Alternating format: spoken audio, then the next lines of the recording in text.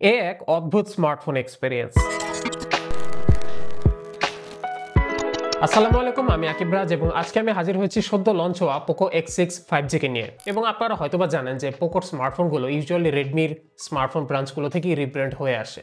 এই Poco X6 টা এসেছে রেডমি নোট 13 ফ্যামিলি থেকে, কিন্তু এটা 100% রেপ্লিকেট হয় নাই, কারণ রেডমি নোট 13 প্রো আর এই ফোনের মাঝে ক্যামেরাতেই পার্থক্য আছে। সেই সাথে এর স্বাস্থ্য কমেছে 6 থেকে 7 গ্রামের মতো compare to Redmi Note 13 Pro. By the way, এই ফোনের রিভিউ কিন্তু আমি অলরেডি করে ফেলেছি, আপনাদের দেখার আমন্ত্রণ রইল। এই ফোনের পেছনে আপনারা পাবেন প্লাস্টিক ব্যাক প্যানেল, সাইডে প্লাস্টিক ফ্রেম এবং পুরো ফোনটাতে IP54 dust and water resistance আছে, সো টুকটাক পানি ছিটা ফোটা থেকে এই ফোনটা সেফ থাকবে। তবে এতক্ষণ ধরে হয়তোবা যে বিষয়টা আপনার অলরেডি নজর কেড়েছে তা হচ্ছে এই পেছন সাইডে দেখতে পাচ্ছেন কি পরিমাণ আঙ্গুলের ছাপ পড়ে যায়। এটা গ্লাস না হলেও গ্লাসের মধ্যে রিফ্লেক্টিভ একটা প্যানেল এবং ব্ল্যাক হওয়াতে আঙ্গুলের ছাপগুলো খুবই ভালোভাবে বোঝা যায়। ওভারঅল হ্যান্ডফিলটা আমি বলবো ডিসেন্ট, সাইজ একটু বড়, ফ্ল্যাট সাইড ডিজাইন হওয়ার কারণে এক হাতে খুব বেশি একটা কমফোর্টেবল না, তবে ওজন খুব বেশি না, দ্যাটস ওয়ে এটাকে এক হাতে অপারেট করাও খুব একটা বেশি চ্যালেঞ্জিং না। তবে আমার কাছে ব্ল্যাকটা খুবই বোরিং লাগতেছে, যেটা ইউজুয়ালি হয় না, স্মার্টফোনগুলো ব্ল্যাক হইলে বেশি সুন্দর দেখা যায়। বাট এটা থেকে আমি রেডমি নোট 13 প্রোতে যে সাদা কালার ভেরিয়েন্টটা ভিডিও করেছিলাম সেটা দেখতে আরো জোস। ওই সেম কালার ভেরিয়েন্ট এটারও আছে, তবে সেই ক্ষেত্রে এই ক্যামেরা হাউজিংটা কালোই রয়ে গেছে, ওইটা দেখতে একটু বেখাপ্পা লাগে আমার কাছে। তবে ফোনটার ফ্রন্ট অ্যাপিয়ারেন্সটা খুবই সুন্দর, just because of its slim বেজেলগুলো খুবই স্লিম। এটা ওভারঅল ফুল ভিউ ডিসপ্লে এক্সপিরিয়েন্সটা খুব ভালোভাবে দিতে পারে। আর সেই সাথে এই ডিসপ্লেটাও ইটসেলফ খুবই গর্জিয়াস একটা ডিসপ্লে, নো ডাউট। এখানে আপনারা 6.67 ইঞ্চ সাইজের 1.5K অ্যামোলেড 120 হার্জের প্যানেল পাচ্ছেন।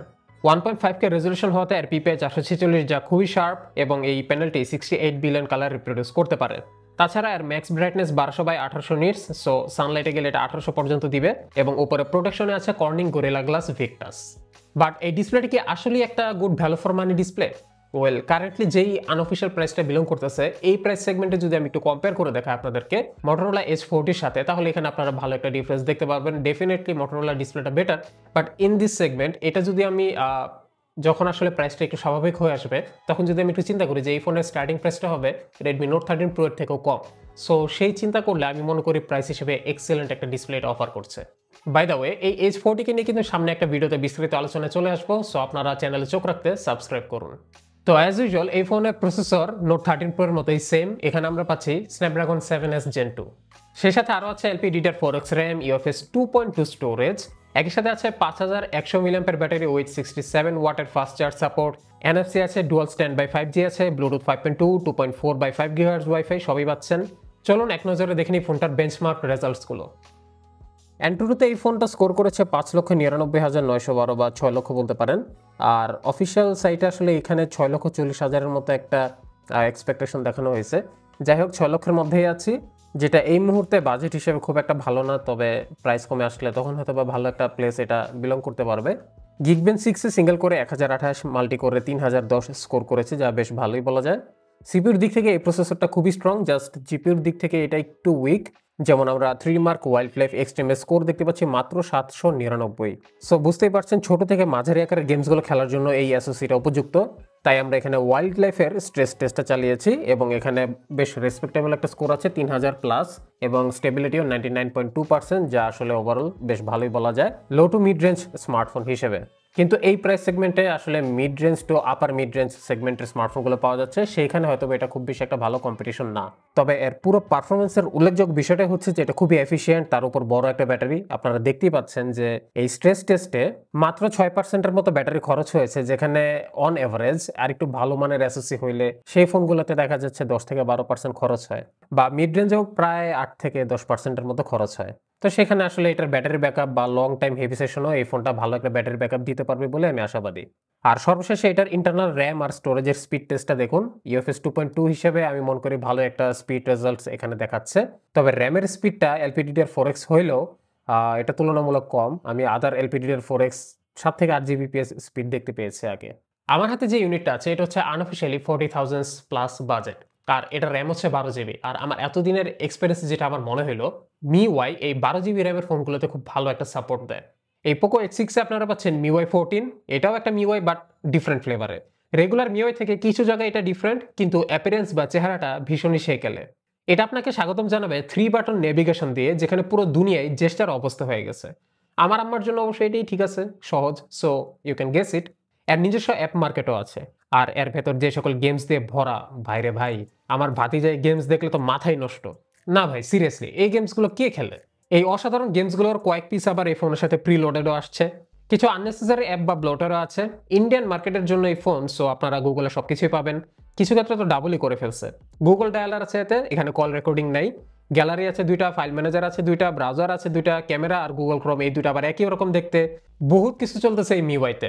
আর বক্স থেকে বের করেই এতগুলা অ্যাপসের গ্যাদারিং, এটা আমার মোটো পছন্দ না।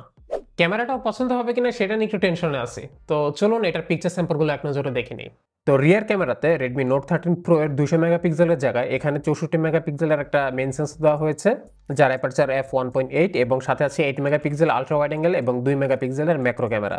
ডে লাইটে এই ক্যামেরা মোটামুটি ভালোই পারফর্ম করে, ডিটেলস ভালো থাকে। হাই ডাইনামিক রেঞ্জটা আসলে মোটামুটি ভালোই, আর একটু ভালো হতে পারতো। মানে আমি যদি Redmi Note 13 Pro এর মতো এক্সপেকটেশন ধরে রাখি তাহলে সেই তুলনায় ক্যামেরাটা তেমন একটা ভালো না। তবে যেহেতু এখানে প্রাইস কাটি হয়েছে ক্যামেরার উপরে, সো সেই হিসাবে ক্যামেরাটা ডিসেন্ট বলা যেতে পারে। এই ক্যামেরার একটাই মাত্র সমস্যা যে কালার প্রোডাকশনটা, যেটা আমার মতে খুব বেশি রিয়েলিস্টিক না এবং কিছুটা ওয়াশড আউট লাগে আমার কাছে। মেইন ক্যামেরার সাথে আলট্রা ওয়াইড অ্যাঙ্গেল ক্যামেরাটা দিনের বেলাতেই মোটামুটি ব্যবহারযোগ্য। রাতের বেলা একটা জিনিস খেয়াল করলাম যে কালার ফল করে না, কিন্তু মেইন ক্যামেরার কালার ফল করে। How weird is that? Selfie ক্যামেরার সেন্সরটা প্রবাবলি চেঞ্জ হয়েছে, যদিও বা রেজলিউশনটা সেমই থাকছে Note 13 Pro এর মতোই, এবং এর সেলফিটা আমার কাছে মোটামুটি ভালোই লাগছে। ফোনটাকে বর্তমান প্রাইস সেগমেন্ট অর্থাৎ 40 থেকে 35 হাজার টাকার প্রাইস সেগমেন্টের একটা স্মার্টফোনের ক্যামেরার সাথে যদি কম্পেয়ার করি, দেখতেই পাবেন H40 ক্যামেরাটা হচ্ছে 50 মেগাপিক্সেল এবং আমাদের পোকোতে আছে 64, এবং রেজলিউশনের সংখ্যা দেখেই যে ছবি ডিটেলস ভালো পাওয়া যাবে এই জিনিসটা বলাটা বোকামি, যেমন এখানে আপনারা একটা প্রমাণ পাবেন। এই 50 মেগাপিক্সেল ছবির overall colour reproduction, white balance, high dynamic range এই 64 মেগাপিক্সেলের থেকে অনেকটাই বেটার ছিল। বিশেষ করে পোকোর ক্যামেরা তো লো লাইটে ভালো মতোই ফল করে, আর ডে লাইটেও যে কালারের যে ইমব্যালেন্সটা, এটা আমার কাছে খুবই দৃষ্টিকটু লাগতেছে যখন আমি এই দুটো ছবি সাইড বাই সাইড দেখতেছি। এখানে মোটরোলার ক্যামেরাটা ফার বেটার, কিন্তু দেখেন এটা মাত্র 50 মেগাপিক্সেল, সে কারণে ডিটেলসটা আসলে তুলনামূলক মোটরোলাতে একটু কম আর কি, but that doesn't matter. Primary ক্যামেরাতে আদৌ ওএস আছে নাকি না এটা শিওর হতে পারছি না, বিকজ অফিসিয়াল সাইটে ওএস এর কোনো ইনফরমেশন নাই, কিন্তু জিএসএম এর তো ওএস এর ইনফরমেশন আছে। এবং আমি যখন হেঁটে হেঁটে ভিডিও নিচ্ছি আপনারা দেখতে পাচ্ছেন যে এটা যে স্টেবিলাইজেশনটা, এটা ইআইএস কোয়ালিটির রেদার দেন ওএস। তো বাজারে চলে এলো পোকো এক্স সিরিজের নতুন দুটো স্মার্টফোন। তো স্পেসিফিকলি এটার কথা যদি বলি, তো এটার প্রাইসটা একটু হাই আছে বর্তমানে। সো সামনে যদি প্রাইসটা একটু কমে যায় তাহলে বলা যেতে পারে যে Redmi Note 13 Pro এর একটা অল্টারনেটিভ এটা হতে পারবে, যাদের কাছে আসলে ক্যামেরাটা খুব বেশি ইম্পর্টেন্ট না কিন্তু পারফরমেন্স দরকার। সো তারা এই ফোনের একটা ভালো প্রসেসর পাচ্ছে, সেই সাথে আরও কিছু ভালো বিষয় আছে যেমন display, in display fingerprint scanner এবং লম্বা ব্যাটারি লাইফ। ধন্যবাদ আমাদের আজকের স্পন্সর টেকইনটক বিডিকে। তো আপনারা এই মুহূর্তে পোকো X6, X6 Pro যেটাই নিতে চান না কেন ভিজিট করুন টেকইনটক বিডিতে। বিস্তারিত তথ্য পাবেন ডেসক্রিপশন বক্সে।